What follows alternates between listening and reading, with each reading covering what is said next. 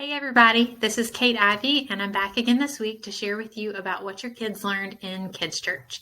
And the theme of our lesson last week was Jesus returns to heaven. We also talked about what happened before he went back to heaven. So we could say that this was also called Jesus' Ascension and the Great Commission. This is the story that you want to go back and review with your kids if you haven't read it, or if maybe they missed it because they weren't at church and you want to review it with them, just so you know what the lesson was about. And the two of the places you can find that would be Mark 16, verses 12 through 19. And then you could also find it in Matthew 28, verses 16 through 20. So this just tells about Jesus going back to heaven and what happened before he went back to heaven. After, of course, he rose from the dead. The scripture that you can review with your family this week comes from Mark 16, verse 15.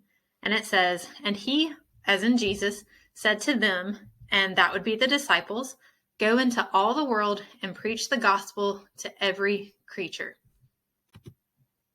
Some activity ideas that you can try with your kids this week have to do with the Great Commission, which would be the job that Jesus left for his disciples to do and then us to do as well.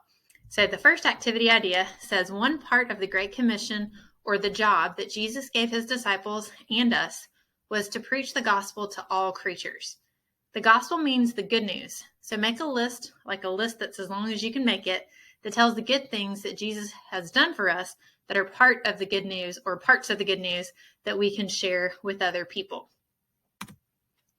The second activity idea is to create a comic strip that shows the story of what Jesus did for us from the time he was born to the time he went back to heaven. Include what you remember about his ministry on earth before the cross. So some things we talked about Zacchaeus and how he ministered to, in particular, Zacchaeus was a sinner. Of course, we all need Jesus. We've all sinned. But we talked about Zacchaeus, and you also want to think about the things he's done, like healing, and just the things that Jesus taught while he was on earth, his death on the cross, and his resurrection, or being raised from the dead. So you're basically telling the life story of Jesus from his birth to his death, and then being raised from the dead and going back to heaven, where we know he's still alive. And if we have him, we've received him, of course, he's also alive in our hearts too. The third activity idea, there's really two options. So either way, you're going to get creative. But the first option is to create a card that tells the gospel story of what Jesus has done for us. So you want this to be kind of like a greeting card. You want it to be artsy and interesting. Choose someone in your life you know that needs to know what Jesus has done for them and give the card to them. So that would be one way you can share the gospel or good news of what Jesus has done with them with someone else that you know. Now, option 2 is something that we actually, or I wasn't back there, but the kids actually did this on Sunday. So I just thought it was really cool. And if you want to extend it and do more of this at home, I thought I would include that too. So option 2 says paint a rock or rocks that have a message or a picture of something Jesus did for us through his death on the cross and resurrection from the dead. Then put the rock or the rocks in a public place where others can see what he did for them too.